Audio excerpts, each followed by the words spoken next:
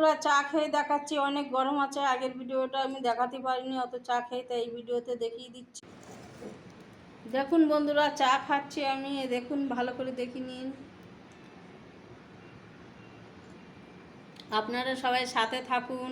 আমি আজকে রান্না করিনি, তো রান্নার ভিডিও ছাড়িনি। আজকে আমার মেয়ে বাড়ি ছিল, ও রান্না করে ওর স্কুলের টিচার আছে, স্কুলে চলে গেছে।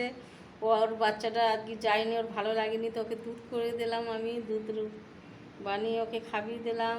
এবার আমি চা করি খাচ্ছি।